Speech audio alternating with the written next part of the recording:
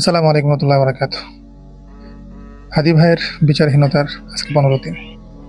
Justice for হাদি।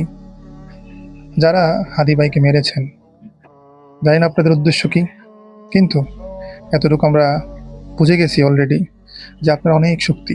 হয়তো আপনাদের কাছে আমাদের ইন্টারিম সরকার আত্মসমর্পণ করেছে এবং আমাদের উপদেষ্টা মণ্ডলী তাদের আত্মমর্যাদাকে বিক্রি করে দিয়েছে।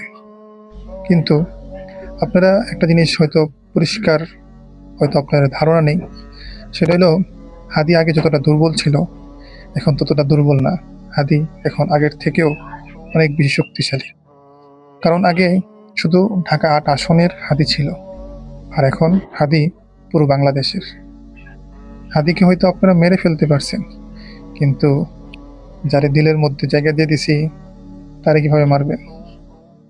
এজন্য আমরা হাদি ভাইয়ের বিচার চাইতেই থাকবো যতদিন না পর্যন্ত হাদি ভাইয়ের হত্যার বিচার না হচ্ছে, ততদিন আমরা হাদি ভাইয়ের বিচার চাইতেই থাকবো।